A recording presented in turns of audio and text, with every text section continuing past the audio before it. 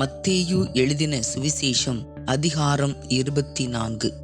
இயேசு தேவாலயத்தை விட்டு புறப்பட்டு போகையில் அவருடைய சீஷர்கள் தேவாலயத்தின் கட்டடங்களை அவருக்கு காண்பிக்க அவரிடத்தில் வந்தார்கள். இயேசு அவர்களை நோக்கி, இவைகளையெல்லாம் பார்க்கிறீர்களே, இவ்விடத்தில் ஒரு கல்லின் மேல் ஒரு கல் இராதபடிக்கு எல்லாம் இடிக்கப்பட்டு போகும் என்று மெய்யாகவே உங்களுக்கு சொல்லுகிறேன் என்றார். பின்பு அவர் ஒலிவ மலையின் மேல் உட்கார்ந்திருக்கையில் சீஷர்கள் அவரிடத்தில் தனித்து வந்து, இவைகள் எப்பொழுது சம்பவிக்கும்? உம்முடைய வருகைக்கும் உலகத்தின் முடிவுக்கும் அடையாளம் என்ன? எங்களுக்கு சொல்ல வேண்டும் என்றார்கள். இயேசு அவர்களுக்கு பிரதியுத்தரமாக, ஒருவனும் உங்களை வஞ்சியாதபடிக்கு எச்சரிக்கையாயிருங்கள். ஏனெனில் அநேகர் வந்து என் நாமத்தை தரித்து கொண்டு நானே கிறிஸ்து என்று சொல்லி அநேகரை வஞ்சிப்பார்கள். யுத்தங்களையும் யுத்தங்களின் செய்திகளையும் கேள்விப்படுவீர்கள். கலங்காதபடி எச்சரிக்கையாயிருங்கள். இவைகளெல்லாம் சம்பவிக்க வேண்டியதே, ஆனாலும் முடிவு உடனே வராது. ஜனத்துக்கு விரோதமாய் ஜனமும் ராஜ்யத்துக்கு விரோதமாய் ராஜ்யமும் எழும்பும். பஞ்சங்களும் கொள்ளை நோய்களும் பூமி அதிர்ச்சிகளும் பல இடங்களில் உண்டாகும். இவைகளெல்லாம் வேதனைகளுக்கு ஆரம்பம். அப்பொழுது உங்களை உபத்திரவங்களுக்கு ஒப்புக் கொடுத்து உங்களை கொலை செய்வார்கள். என் நாமத்தின் நிமித்தம் நீங்கள் சகல ஜனங்களாலும் பகைக்கப்படுவீர்கள். அப்பொழுது அநேகர் இடறலடைந்து ஒருவரை ஒருவர் காட்டிக் கொடுத்து ஒருவரை ஒருவர் பகைப்பார்கள். அநேகம் கள்ள தீர்க்கதரிசிகளும் எழும்பி அநேகரை வஞ்சிப்பார்கள். அக்கிரமம் மிகுதியாவதினால் அநேகருடைய அன்பு தணிந்து போம். முடிவு பரியந்தம் நிலை நிற்பவனே ரட்சிக்கப்படுவான். ராஜ்யத்தினுடைய இந்த சுவிசேஷம் பூலோகம் எங்குமுள்ள சகல ஜாதிகளுக்கும் சாட்சியாக பிரசங்கிக்கப்படும். அப்போது முடிவு வரும். மேலும் பாழாக்குகிற அருவருப்பை குறித்து தானியேல் தீர்க்கதரிசி சொல்லியிருக்கிறானே, வாசிக்கிறவன் சிந்திக்க கடவன். நீங்கள் அதை பரிசுத்த ஸ்தலத்தில் நிற்க காணும்போது யூதேயாவில் இருக்கிறவர்கள் மலைகளுக்கு ஓடிப்போக கடவர்கள். வீட்டின் மேல் இருக்கிறவன் தன் வீட்டில் எதையாகிலும் எடுப்பதற்கு இறங்காதிருக்க கடவன். வயலில் இருக்கிறவன் தன் வஸ்திரங்களை எடுப்பதற்கு திரும்பாதிருக்க கடவன். அந்நாட்களிலே கர்ப்பவதிகளுக்கும் பால் கொடுக்கிறவர்களுக்கும் ஐயோ! நீங்கள் ஓடிப்போவது மாரி காலத்திலாவது ஓய்வு நாளிலாவது சம்பவியாதபடிக்கு வேண்டிக் கொள்ளுங்கள். ஏனெனில் உலகம் உண்டானது முதல் இதுவரைக்கும் சம்பவித்திராததும் இனிமேலும் சம்பவியாததுமான மிகுந்த உபத்திரவம் அப்பொழுது உண்டாயிருக்கும். அந்நாட்கள் குறைக்கப்படாதிருந்தால் ஒருவனாகிலும் தப்பிப்போவதில்லை. தெரிந்து கொள்ளப்பட்டவர்களின் நிமித்தமோ அந்த நாட்கள் குறைக்கப்படும். அப்பொழுது இதோ கிறிஸ்து இங்கே இருக்கிறார், அதோ அங்கே இருக்கிறார் என்று எவனாகிலும் சொன்னால் நம்பாதேயுங்கள். ஏனெனில் கள்ள கிறிஸ்துக்களும் கள்ள தீர்க்கதரிசிகளும் எழும்பி கூடுமானால் தெரிந்து கொள்ளப்பட்டவர்களையும் வஞ்சிக்கத்தக்கதாக பெரிய அடையாளங்களையும் அற்புதங்களையும் செய்வார்கள். இதோ முன்னதாக உங்களுக்கு அறிவிக்கிறேன். ஆகையால் அதோ வனாந்தரத்தில் இருக்கிறார் என்று சொல்வார்களானால் புறப்படாதிருங்கள். இதோ அறை வீட்டிற்குள் இருக்கிறார் என்று சொல்வார்களானால் நம்பாதிருங்கள். மின்னல் கிழக்கிலிருந்து தோன்றி மேற்கு வரைக்கும் பிரகாசிக்கிறது போல மனுஷகுமாரனுடைய வருகையும் இருக்கும். பிணம் எங்கேயோ அங்கே கழுகுகள் வந்து கூடும். அந்நாட்களின் உபத்திரவம் முடிந்தவுடனே சூரியன் அந்தகாரப்படும், சந்திரன் ஒளியை கொடாதிருக்கும், நட்சத்திரங்கள் வானத்திலிருந்து விழும், வானத்தின் சத்துவங்கள் அசைக்கப்படும். அப்பொழுது மனுஷகுமாரனுடைய அடையாளம் வானத்தில் காணப்படும். அப்பொழுது மனுஷகுமாரன் வல்லமையோடும் மிகுந்த மகிமையோடும் வானத்தின் மேகங்கள் மேல் வருகிறதை பூமியிலுள்ள சகல கோத்திரத்தாரும் கண்டு புலம்புவார்கள். வலுவாய் தொனிக்கும் எக்கால சத்தத்தோடே அவர் தமது தூதர்களை அனுப்புவார். அவர்கள் அவரால் தெரிந்து கொள்ளப்பட்டவர்களை வானத்தின் ஒரு முனை முதற்கொண்டு மறுமுனை மட்டும் 4 திசைகளிலுமிருந்து கூட்டி சேர்ப்பார். அத்தி மரத்தினால் ஒரு ஓமையை கற்றுக்கொள்ளுங்கள். அதிலே இளங்கிளை தோன்றி துளிர் விடும்போது வசந்த காலம் சமீபமாயிற்று என்று அறிவீர்கள். அப்படியே இவைகளையெல்லாம் நீங்கள் காணும்போது அவர் சமீபமாய் வாசலருகே வந்திருக்கிறார் என்று அறியுங்கள். இவைகளெல்லாம் சம்பவிக்கும் முன்னே இந்த சந்ததி ஒளிந்து போகாது என்று மெய்யாகவே உங்களுக்கு சொல்லுகிறேன். வானமும் பூமியும் ஒளிந்து போம், என் வார்த்தைகளோ ஒளிந்து போவது இல்லை. அந்த நாளையும் அந்த நாளிகையும் என் பிதா ஒருவர் தவிர மற்ற ஒருவனும் அறியான். பரலோகத்தில் உள்ள தூதர்களும் அறியார்கள். நோவாவின் காலத்தில் எப்படி நடந்ததோ அப்படியே மனுஷகுமாரன் வரும் காலத்திலும் நடக்கும். எப்படி எனில் ஜலப்பிரளயத்துக்கு முன்னான காலத்திலே நோவா பேழைக்குள் பிரவேசிக்கும் நாள் வரைக்கும் ஜனங்கள் புசித்தும் குடித்தும் பெண் கொண்டும் பெண் கொடுத்தும் ஜலப்பிரளயம் வந்து அனைவரையும் வாரிக்கொண்டு போக மட்டும் உணராதிருந்தார்கள். அப்படியே மனுஷகுமாரன் வரும் காலத்திலும் நடக்கும். அப்பொழுது 2 பேர் வயலில் இருப்பார்கள். ஒருவன் ஏற்றுக்கொள்ளப்படுவான், ஒருவன் கைவிடப்படுவான். 2 ஸ்திரீகள் எந்திரம் அரைத்து கொண்டிருப்பார்கள். ஒருத்தி ஏற்றுக்கொள்ளப்படுவாள், ஒருத்தி கைவிடப்படுவாள். உங்கள் ஆண்டவர் இன்ன நாளிகையிலே வருவார் என்று நீங்கள் அறியாதிருக்கிறபடினால் விழித்திருங்கள். திருடன் இன்ன ஜாமத்தினால் வருவான் என்று வீட்டு எஜமான் அறிந்திருந்தால் அவன் விழித்திருந்து தன் வீட்டை கன்னமிடவட்டான் என்று அறிவீர்கள். நீங்கள் நினையாத நாளிகையிலே மனுஷகுமாரன் வருவார். ஆதலால் நீங்களும் ஆயத்தமாயிருங்கள். ஏற்ற வேளையிலே தன் வேலைக்காரருக்கு போஜனம் கொடுத்து அவர்களை விசாரிக்கும்படி எஜமான் வைத்த உண்மையும் விவேகமுமுள்ள ஊழியக்காரன் யாவன். எஜமான் வரும்போது அப்படி செய்கிறவனாக காணப்படுகிற ஊழியக்காரனே பாக்கியவான். தன் ஆஸ்திகள் எல்லாவற்றில் மேலும் அவனை விசாரணைக்காரனாக வைப்பான் என்று மெய்யாகவே உங்களுக்கு சொல்லுகிறேன். அந்த ஊழியக்காரனோ பொல்லாதவனாயிருந்து என் ஆண்டவன் வர நாள் செல்லும் என்று தன் உள்ளத்திலே சொல்லிக்கொண்டு தன் உடன் வேலைக்காரரை அடிக்கத் தொடங்கி வெறியரோடை புசிக்கவும் குடிக்கவும் தலைப்பட்டால் அந்த ஊழியக்காரன் நினையாத நாளிலும் அறியாத நாளிகையிலும் அவனுடைய எஜமான் வந்து அவனை கடினமாய் தண்டித்து மாயக்காரரோடே அவனுக்கு பங்கை நியமிப்பான். அங்கே அழுகையும் பற்கடிப்பும் உண்டாயிருக்கும். மத்தேயு அதிகாரம் 25.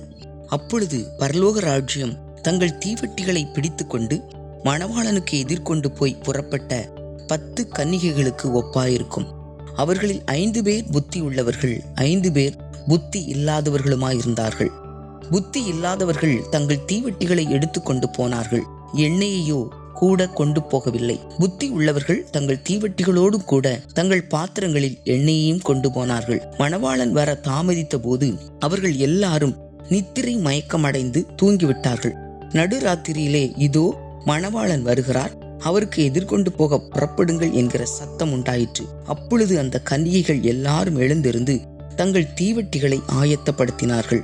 புத்தி இல்லாதவர்கள் புத்தி உள்ளவர்களை நோக்கி, உங்கள் எண்ணெயில் எங்களுக்கு கொஞ்சம் கொடுங்கள், எங்கள் தீவட்டிகள் அணைந்து போகிறதே என்றார்கள். புத்தி உள்ளவர்கள் பிரதியுத்தரமாக, அப்படியல்ல, எங்களுக்கும் உங்களுக்கும் போதாமல் இராதபடி நீங்கள் விற்கிறவர்களிடத்தில் போய் உங்களுக்காக வாங்கிக் கொள்ளுங்கள் என்றார்கள்.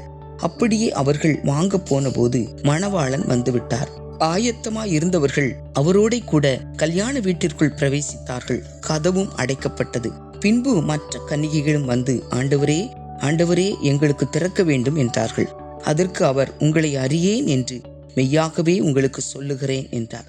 மனுஷகுமாரன் வரும் நாளையாவது நாளிகையாவது நீங்கள் அறியாதிருக்கிறபடினா விழித்திருங்கள். அன்றியும் பரலோக ராஜ்யம் புற தேசத்துக்கு பிரயாணமாய் போகிற ஒரு மனுஷன் தன் ஊழியக்காரரை அழைத்து தன் ஆஸ்திகளை அவர்கள் வசமாய் ஒப்பு கொடுத்தது போல இருக்கிறது. அவனவனுடைய திறமைக்கு தக்கதாக ஒருவனிடத்தில் 5 தாலந்தும், ஒருவனிடத்தில் 2 தாலந்தும், ஒருவனிடத்தில் 1 தாலந்துமாக கொடுத்து உடனே பிரயாணப்பட்டு போனான். 5 தாலந்தை வாங்கினவன் போய் அவைகளை கொண்டு வியாபாரம் பண்ணி வேறு 5 தாலந்தை சம்பாதித்தான். அப்படியே 2 தாலந்தை வாங்கினவனும் வேறு 2 தாலந்தை சம்பாதித்தான்.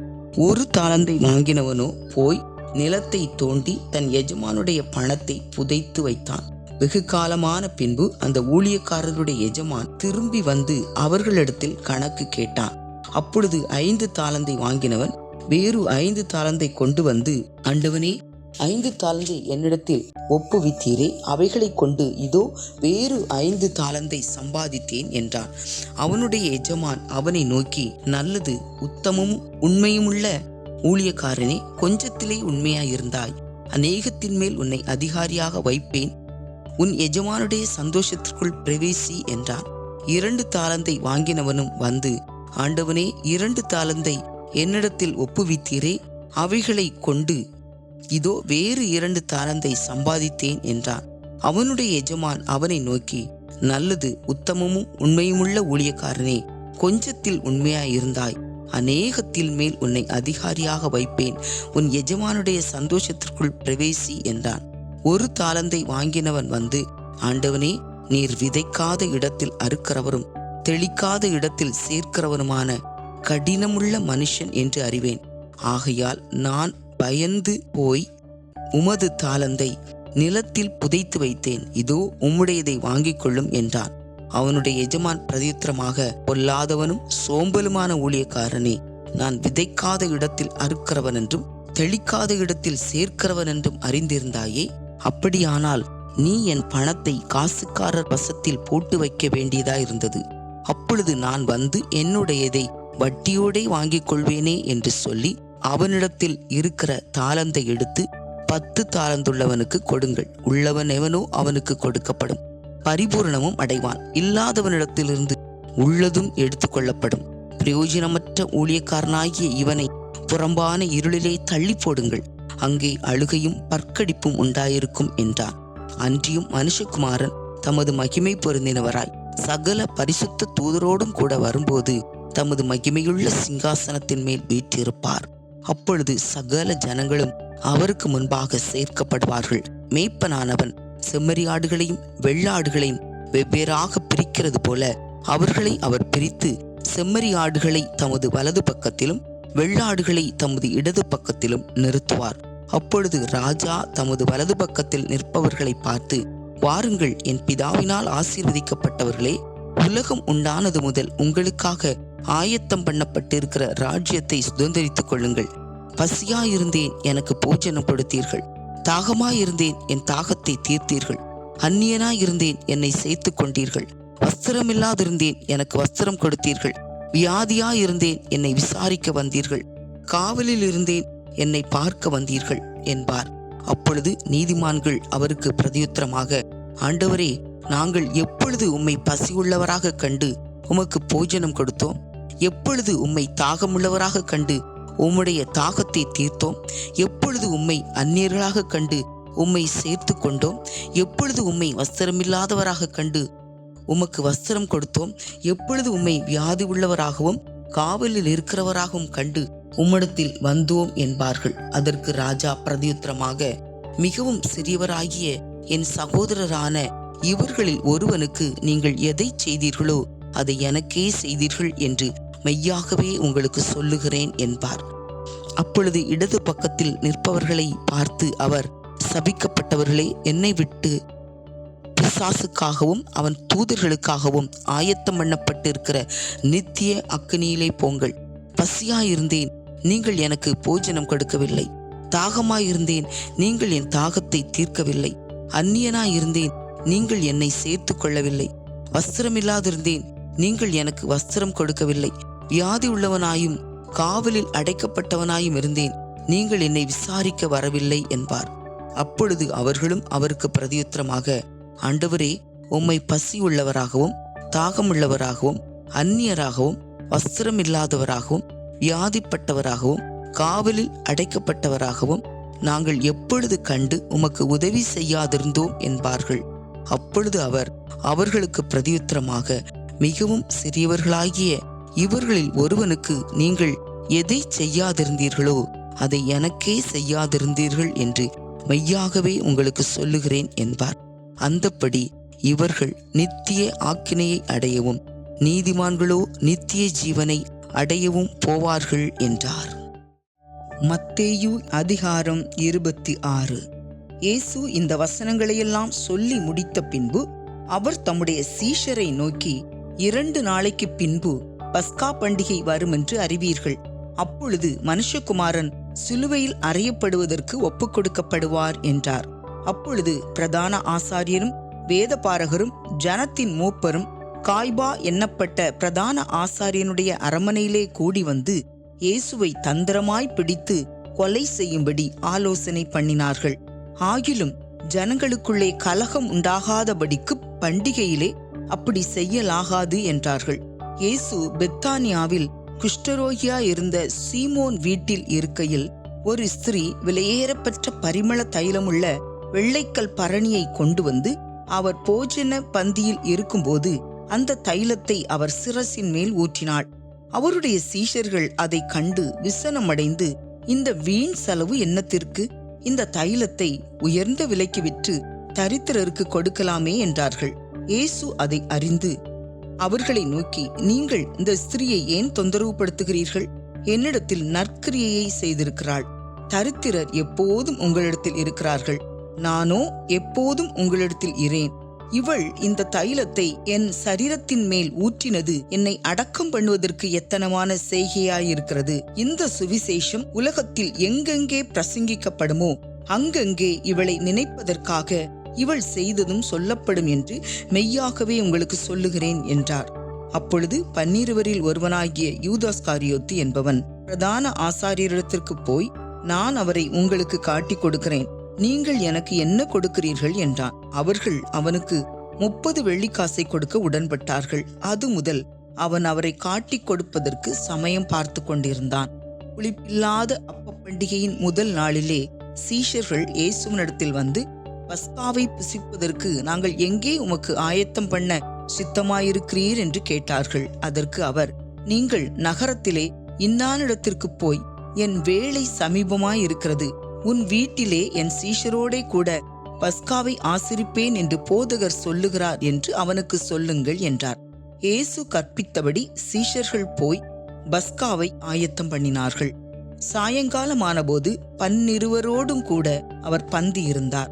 அவர்கள் போஜனம் பண்ணுகையில் அவர், உங்களில் ஒருவன் என்னை காட்டிக் கொடுப்பான் என்று மெய்யாகவே உங்களுக்கு சொல்லுகிறேன் என்றார். அப்பொழுது அவர்கள் மிகவும் துக்கமடைந்து அவரை நோக்கி, ஆண்டவரே, நானோ நானோ என்று ஒவ்வொருவராய் கேட்கத் தொடங்கினார்கள். அவர் பிரதியுத்தரமாக, என்னோட கூட தாளத்தில் கையிடுகிறவனே என்னை காட்டிக் கொடுப்பான். மனுஷகுமாரன் தம்மை குறித்து எழுதியிருக்கிறபடியே போகிறார். ஆகிலும் எந்த மனுஷனால் மனுஷகுமாரன் காட்டிக் கொடுக்கப்படுகிறாரோ அந்த மனுஷனுக்கு ஐயோ, அந்த மனுஷன் பிறவாதிருந்தானால் அவனுக்கு நலமாயிருக்கும் என்றார். அவரை காட்டிக் கொடுத்த யூதாசும் அவரை நோக்கி, ரபி, நானோ என்றான். அதற்கு அவர், நீ சொல்லுகிறபடிதான் என்றார். அவர்கள் போஜனம் பண்ணுகையில் இயேசு அப்பத்தை எடுத்து ஆசீர்வதித்து அதை பிட்டு சீஷர்களுக்கு கொடுத்து, நீங்கள் வாங்கி புசியுங்கள், இது என்னுடைய சரீரமாயிருக்கிறது என்றார். பின்பு பாத்திரத்தையும் எடுத்து ஸ்தோத்திரம் பண்ணி அவர்களுக்கு கொடுத்து, நீங்கள் எல்லாரும் இதிலே பானம் பண்ணுங்கள், இது பாவ மன்னிப்பு உண்டாகும்படி அநேகருக்காக சிந்தப்படுகிற புது உடன்படிக்கைக்குரிய என்னுடைய இரத்தமாயிருக்கிறது. இது முதல் இந்த திராட்சப்பழ ரசத்தை நவமானதாய் உங்களோடே கூட என் பிதாவின் ராஜ்யத்திலே நான் பானம் பண்ணும் நாள் வரைக்கும் இதை பானம் பண்ணுவது இல்லை என்று உங்களுக்கு சொல்லுகிறேன் என்றார். அவர்கள் ஸ்தோத்திர பாட்டை பாடின பின்பு ஒலிவ மலைக்கு புறப்பட்டு போனார்கள். அப்பொழுது இயேசு அவர்களை நோக்கி, மேய்ப்பனை வெட்டுவேன், மந்தையின் ஆடுகள் சிதறடிக்கப்படும் என்று எழுதியிருக்கிறபடி இந்த ராத்திரியிலே நீங்கள் எல்லாரும் என் நிமித்தம் இடறலடைவீர்கள். ஆகையால் நான் உயிர் தெழுந்த பின்பு உங்களுக்கு முன்னே கலிலேயாவுக்கு போவேன் என்றார். பேதுரு அவருக்கு பிரதியுத்தரமாக, உமது நிமித்தம் எல்லாரும் இடறல் அடைந்தாலும் நான் ஒரு காலும் இடறல் அடையேன் என்றான். இயேசு அவனை நோக்கி, இந்த ராத்திரியிலே சேவல் கூவுகிறதற்கு முன்னே நீ என்னை 3 தரம் மறுதலிப்பாய் என்று மெய்யாகவே உனக்கு சொல்லுகிறேன் என்றார். அதற்கு பேதுரு, நான் உம்மோடே மரிக்க வேண்டியதா இருந்தாலும் உம்மை மறுதலிக்க மாட்டேன் என்றான். சீஷர்கள் எல்லாரும் அப்படியே சொன்னார்கள். அப்பொழுது இயேசு அவர்களோடே கெத்செமனே என்னப்பட்ட இடத்திற்கு வந்து சீஷர்களை நோக்கி, நான் அங்கே போய் ஜெபம் பண்ணும் அளவும் நீங்கள் இங்கே உட்கார்ந்திருங்கள் என்று சொல்லி பேதுருவையும் செபதேயுவின் குமாரர் 2 கூட்டிக் கொண்டு போய் துக்கமடையவும் வியாகுலப்படவும் தொடங்கினார். அப்பொழுது அவர், என் ஆத்துமா மரணத்துக்கு ஏதுவான துக்கம் கொண்டிருக்கிறது, நீங்கள் இங்கே தங்கி என்னோட கூட விழித்திருங்கள் என்று சொல்லி சற்று அப்புறம் போய் முகங்குப்பர விழுந்து, என் பிதாவே, இந்த பாத்திரம் என்னை விட்டு நீங்க கூடுமானால் நீங்கும்படி செய்யும், ஆகிலும் என் சித்தத்தின்படி அல்ல, உம்முடைய சித்தத்தின்படியே ஆக கடவது என்று ஜெபம் பண்ணினார். பின்பு அவர் சீஷர்களிடத்தில் வந்து அவர்கள் நித்திரை பண்ணுகிறதை கண்டு பேதுருவை நோக்கி, நீங்கள் 1 மணி நேரமாவது என்னோட கூட விழித்திருக்க கூடாதா? நீங்கள் சோதனைக்குட்படாதபடிக்கு விழித்திருந்து ஜெபம் பண்ணுங்கள். ஆவி உற்சாகம் உள்ளதுதான், மாம்சமோ பலவீனம் உள்ளது என்றார். அவர் மறுபடியும் 2ஆம் தரம் போய், என் பிதாவே, இந்த பாத்திரத்தில் நான் பானம் பண்ணினால் ஒழிய இது என்னை விட்டு நீங்க கூடாதாகில் உம்முடைய சித்தத்தின்படி ஆக கடவது என்று ஜெபம் பண்ணினார். அவர் திரும்ப வந்தபோது அவர்கள் மறுபடியும் நித்திரை பண்ணுகிறதை கண்டார். அவர்களுடைய கண்கள் மிகுந்த நித்திரை மயக்கம் அடைந்திருந்தது. அவர் மறுபடியும் அவர்களை விட்டு போய் 3ஆம் தரமும் அந்த வார்த்தைகளையே சொல்லி ஜெபம் பண்ணினார். பின்பு அவர் தம்முடைய சீஷர்களிடத்தில் வந்து, இனி நித்திரை பண்ணி இளைப்பாருங்கள். இதோ மனுஷகுமாரன் பாவிகளுடைய கைகளில் ஒப்புக் கொடுக்கப்படுகிற வேளை வந்தது. என்னை காட்டிக் கொடுக்கிறவன் இதோ வந்துவிட்டான். எழுந்திருங்கள், போவோம் என்றார். அவர் இப்படி பேசுகையில் 12 ஒருவனாகிய யூதாஸ் வந்தான். அவனோடே கூட பிரதான ஆசாரியரும் ஜனத்தின் மூப்பரும் அனுப்பின திரளான ஜனங்கள் பட்டயங்களையும் தடிகளையும் பிடித்து கொண்டு வந்தார்கள். அவரை காட்டிக் கொடுக்கிறவன், நான் எவனை முத்தம் செய்வேனோ அவன்தான், அவனை பிடித்து கொள்ளுங்கள் என்று அவர்களுக்கு அடையாளம் சொல்லியிருந்தான். உடனே அவன் இயேசுவினிடத்தில் வந்து, ரபி வாழ்க என்று சொல்லி அவரை முத்தம் செய்தான். இயேசு அவனை நோக்கி, சிநேகிதனே, என்னத்திற்காக வந்திருக்கிறாய் என்றார். அப்பொழுது அவர்கள் கிட்ட வந்து இயேசுவின் மேல் கை போட்டு அவரை பிடித்தார்கள். அப்பொழுது இயேசுவோடு இருந்தவர்களில் ஒருவன் கை நீட்டி தன் பட்டயத்தை உருவி பிரதான ஆசாரியனுடைய வேலைக்காரனை காதர வெட்டினான். அப்பொழுது இயேசு அவனை நோக்கி, உன் பட்டயத்தை திரும்ப அதன் உறையிலே போடு. பட்டயத்தை எடுக்கிற யாவரும் பட்டயத்தால் மடிந்து போவார்கள். நான் இப்பொழுது என் பிதாவை வேண்டிக் கொண்டால் அவர் 12 லேகியோனுக்கு அதிகமான தூதரை என்னிடத்தில் அனுப்ப மாட்டார் என்று நினைக்கிறாயா? அப்படி செய்வேனானால் இவ்விதமாய் சம்பவிக்க வேண்டும் என்கிற வேத வாக்கியங்கள் எப்படி நிறைவேறும் என்றார். அந்த வேளையிலே இயேசு ஜனங்களை நோக்கி, கள்ளனை பிடிக்க புறப்படுகிறது போல நீங்கள் பட்டயங்களையும் தடிகளையும் எடுத்துக்கொண்டு என்னை பிடிக்க வந்தீர்கள். நான் தினந்தோறும் உங்கள் நடுவிலே உட்கார்ந்து தேவாலயத்தில் உபதேசம் பண்ணி கொண்டிருந்தேன். அப்பொழுது நீங்கள் என்னை பிடிக்கவில்லையே. ஆகிலும் தீர்க்கதரிசிகள் எழுதியிருக்கிற வசனங்கள் நிறைவேறும்படி இவைகளெல்லாம் சம்பவிக்கிறது என்றார். அப்பொழுது சீஷர்கள் எல்லாரும் அவரை விட்டு ஓடி போனார்கள். இயேசுவை பிடித்தவர்கள் அவரை பிரதான ஆசாரியனாகிய காய்பாவினிடத்திற்கு கொண்டு போனார்கள். அங்கே வேதபாரகரும் மூப்பரும் கூடி வந்திருந்தார்கள். பேதுரு தூரத்திலே அவருக்கு பின் சென்று பிரதான ஆசாரியனுடைய அரமனை வரைக்கும் வந்து உள்ளே பிரவேசித்து முடிவை பார்க்கும்படி சேவகரோடே உட்கார்ந்தார். பிரதான ஆசாரியரும் மூப்பரும் சங்கத்தார் யாவரும் இயேசுவை கொலை செய்யும்படி அவருக்கு விரோதமாய் பொய் சாட்சி தேடினார்கள். ஒருவரும் அகப்படவில்லை. அநேகர் வந்து பொய் சாட்சி சொல்லியும் அவர்கள் சாட்சி ஒவ்வவில்லை. கடைசியிலே 2 பொய் சாட்சிகள் வந்து, தேவனுடைய ஆலயத்தை இடித்து போடவும் 3 நாளைக்குள்ளே அதை கட்டவும் என்னாலே ஆகும் என்று இவன் சொன்னான் என்றார்கள். அப்பொழுது பிரதான ஆசாரியன் எழுந்திருந்து அவரை நோக்கி, இவர்கள் உனக்கு விரோதமாய் சாட்சி சொல்லுகிறதை குறித்து நீ ஒன்றும் சொல்லுகிறது இல்லையா என்றான். இயேசுவோ பேசாமல் இருந்தார். அப்பொழுது பிரதான ஆசாரியன் அவரை நோக்கி, நீ தேவனுடைய குமாரனாகிய கிறிஸ்துதானா? அதை எங்களுக்கு சொல்லும்படி ஜீவனுள்ள தேவன் பேரில் உன்னை ஆணையிட்டு கேட்கிறேன் என்றான். அதற்கு இயேசு, நீர் சொன்னபடிதான். அன்றியும் மனுஷகுமாரன் சர்வ வல்லவருடைய வலது பார்சத்தில் வீற்றிருப்பதையும் வானத்தின் மேகங்கள் மேல் வருவதையும் இது முதல் காண்பீர்கள் என்று உங்களுக்கு சொல்லுகிறேன். அப்பொழுது பிரதான ஆசாரியன் தன் வஸ்திரங்களை கிழித்து கொண்டு, இவன் தேவதூஷணம் சொன்னான். இனி சாட்சிகள் நமக்கு வேண்டியதென்ன? இதோ இவன் தூஷணத்தை இப்பொழுது கேட்டீர்களே, உங்களுக்கு என்னமாய் தோன்றுகிறது என்று கேட்டான். அதற்கு அவர்கள், மரணத்துக்கு பாத்திரனாயிருக்கிறான் என்றார்கள். அப்பொழுது அவருடைய முகத்தில் துப்பி அவரை குட்டினார்கள். சிலர் அவரை கன்னத்தில் அறைந்து, கிறிஸ்துவே, உம்மை அடித்தவன் யார்? அதை ஞான திருஷ்டினால் எங்களுக்கு சொல்லும் என்றார்கள். அத்தருணத்தில் பேதுரு வெளியே வந்து அரமனை முற்றத்தில் உட்கார்ந்திருந்தான்.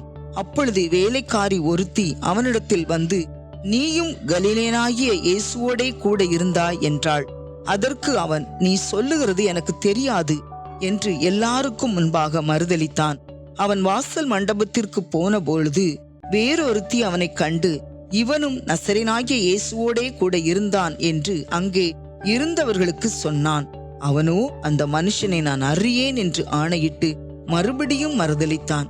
சற்று நேரத்துக்கு பின்பு அங்கே நின்றவர்கள் பேதுருவினிடத்தில் வந்து, மெய்யாகவே நீயும் அவர்களில் ஒருவன், உன் பேச்சு உன்னை வெளிப்படுத்துகிறது என்றார்கள். அப்பொழுது அவன் அந்த மனுஷனை அறியேன் என்று சொல்லி சபிக்கவும் சத்தியம் பண்ணவும் தொடங்கினான். உடனே சேவல் கூவிற்று. அப்பொழுது பேதுரு, சேவல் கூவுகிறதற்கு முன்னே நீ என்னை 3 தரம் மறுதலிப்பாய் என்று இயேசு தன்னிடத்தில் சொன்ன வசனத்தை நினைத்து கொண்டு வெளியே போய் மனம் கசந்து அழுதான்.